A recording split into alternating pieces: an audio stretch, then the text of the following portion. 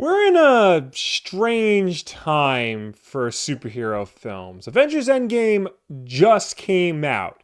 It is currently breaking all of the records, and it is dominating pretty much the entire pop culture conversation. At this point, with the possible exception of Star Wars, nothing really seems like it's going to be able to dethrone Endgame as the biggest movie of the year. And I think the other movie studios know this. We're not getting another film in this genre until June, unless you want to count Brightburn, which comes out this month. But other than that, nothing really seems to be coming out that's designed to ride the same wave as Avengers Endgame. Except for maybe Sony, who seem to be trying to ride this wave really hard with the release of a brand new Spider-Man Far From Home trailer. And while this trailer does show us a lot about the current state of the Spider-Man films, it also gives us a peek into what to expect from the MCU as a whole, or at least I think it does.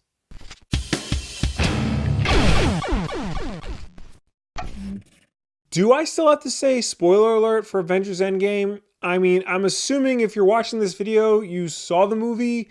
Also, the Russo brothers have lifted their spoiler ban on social media, whatever that was.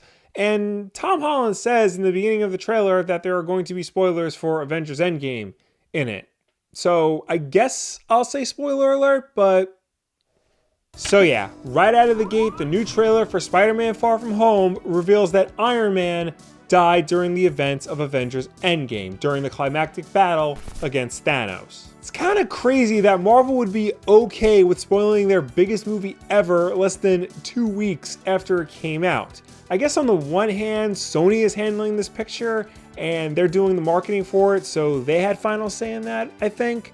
On the other hand, like I said before, everybody in the world has seen this, so if you haven't, you're probably in the minority. So after dropping that bombshell on us, the trailer then moves on to showing Spider-Man and Happy Hogan discussing and mourning the loss of Tony Stark. This is interesting to me because ever since they announced that Far From Home would be the official end to Phase 3 of the MCU, I was having a really hard time trying to figure out how it could be. I mean, after all, Avengers Endgame was clearly designed to be the biggest ending ever. I guess Tony Stark's death and the events of Endgame as a whole would be touched upon at some point in whatever film followed it, but by having it be a central plot point to Spider-Man Far From Home, not only makes it seem like it gives the characters a chance to grieve and process things, but it gives the audience a chance to do the same thing as well. Iron Man was the first character of the Marvel Cinematic Universe, and for many people, he was their favorite. The send-off he got in Endgame was nice, but the chance to process his loss a little bit further and to do it with the characters in-universe who experienced that tragedy firsthand really would go a long way. Judging from the trailer, it looks like the events of Endgame really affected Peter Parker, so much so that he doesn't want to be Spider-Man anymore, or if he does, he doesn't want to be doing it a whole lot. You do not ghost Nick Fury. This is fascinating to me because traditionally, superhero films don't really deal a whole lot with the aftermath of traumatic events. If they do, it's usually one quick scene in the middle or at the end of the film, or if they're going to dedicate the whole film to a hero dealing with traumatic events, then people seem to not like it, even though the movies are perfectly fine. But I think this is an opportunity to not only do this subject in a way that not only feels right to the audience, but offers some sort of catharsis and closure, not just for Iron Man, but for this entire era of the Marvel Cinematic Universe. Of course, they could have also waited and released the film next year and say it was the start of Phase 4. This way they don't have to worry about spoiling anything, but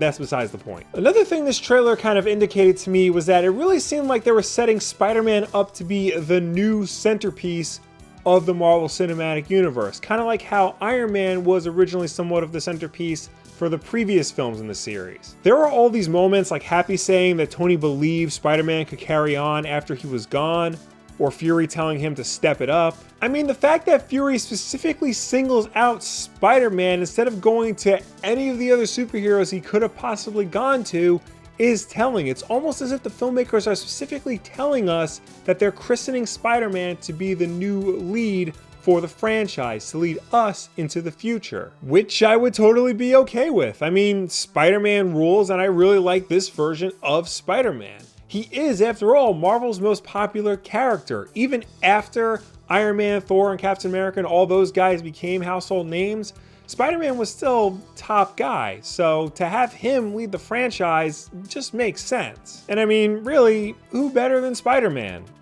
He has been to space after all. Bitch, please, you've been to space. Now, a lot has already been said this week about Mysterio's role in the film, specifically his claim from this new trailer that he's from a different Earth. According to Fury, the snap tore a hole in their dimension. This, combined with the recent comments of the Russo brothers explaining how time travel worked in Endgame, sort of confirmed the old fan theory that the events of Endgame would result in parallel universes being created, or even the merger of several universes together. Of course, most people thought this because they thought this would be the way for Marvel to introduce the X-Men into the MCU. I don't think this is how Marvel would do that, but hey, at least the fans were half right. This is a pretty big deal. While alternate dimensions and parallel realities and whatnot have been explored in other Marvel films before, your Doctor Strange, your Ant-Man and the Wasp, films like that, they never really went too far with the concept. Always tried to keep it as surface level as possible. And look, I totally get it. You don't want to scare off the common folk with a lot of weird ass, crazy comic book concepts. That's why a lot of people don't read comics. But now that audiences have been eased into this idea, thanks in part to films like Ant-Man 2, Doctor Strange, Endgame, and a certain other Spider-Man film that I promise I'll get to, the idea of a movie dealing with alternate realities and parallel dimensions no longer seems that weird and out there anymore. The door is now wide open for a character like Spider-Man to go further with the concept than ever before, to show new and exciting ways to have cross-dimensional conflict. Now yes, we did recently get a movie where Spider-Man is hopping between dimensions with last year's Academy Award winning Into the Spider-Verse. And yes, Into the Spider-Verse is excellent. Everybody on Twitter who's telling me it's better than Incredibles 2. But let's be honest for a minute. Seeing the Marvel multiverse in animation is one thing. Seeing it in live action opens up a whole new realm of exciting possibilities. I mean, imagine a live action 2099 movie, or a live action Marvel Noir movie, or even better, a live action Marvel Zombies movie. No, wait. Live action Marvel Zombies versus Army of Darkness. Yeah. Or, of course, something much simpler like having Tom Holland's Spider-Man cross over with the Spider-Verse crew. I mean, they wanted to do that with the first movie to begin with, and since the first Spider-Verse was awesome and this new film looks like it's awesome, the time is right to just go ahead and do that, I think. But then again, what about Mysterio? Is he really from another dimension? Well, I'm sure by now you've probably read a whole bunch of think pieces on the internet that pretty much say that in the comics, the man known as Quentin Beck is a straight up liar. He's known for playing tricks and fooling people into believing exactly what he wants them to believe, thanks to his skills at being a great movie special effects guy. And look, for my money, Mysterio is totally the villain of this picture. There is no way he's gonna be a straight up good guy throughout the entire runtime. Something's gonna happen, they're gonna realize his real plan, and Spider-Man and Mysterio are gonna have a big, awesome fight at the end. But he could still very well be from another dimension. As revealed in the 2012 miniseries Spider-Men by Brian Michael Bendis and Sarah Pichelli, the Mysterio of the Ultimate Marvel Universe is actually just a robot being controlled by the Mysterio of the main Marvel Universe. I'm not saying Jake Gyllenhaal is a robot, but the possibility is there that he is from another dimension and is just exploiting everybody's fears and anxiety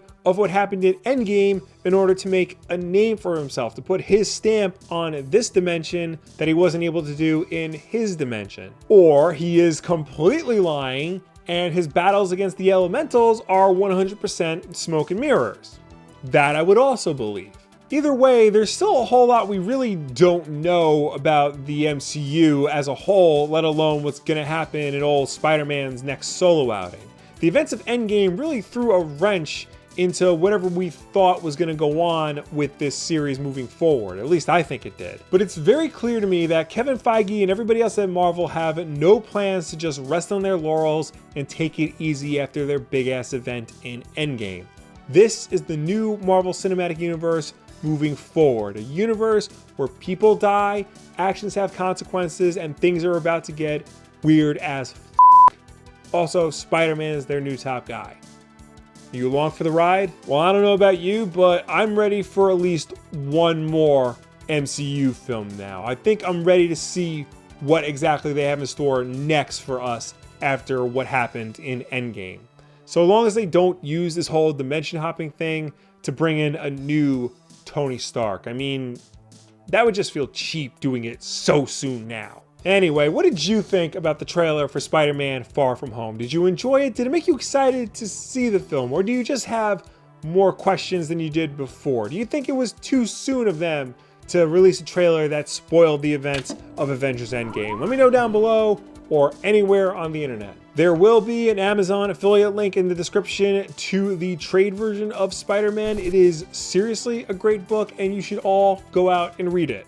Not the sequel. The sequel is not as good, but the first one is choice, trust me. Also have Amazon affiliate links to some other Spider-Man related stuff that I think you'll enjoy. And of course, there will also be a link to Wulff Den Apparel, the best clothing line on YouTube. I will fight anybody who says otherwise. And as always, friends, we have new videos every Tuesday and Wednesday night at 8 p.m. Eastern is Wulff Den Live. So subscribe to see all of that. Like this video and share it with a friend who has seen Avengers Endgame and wants to know what could possibly be happening next. Show them this video and let them know that not only is Spider-Man coming, but it looks like there's going to be big things in store, not just for him, but the MCU as a whole. Thank you so much for watching. I will see you next time.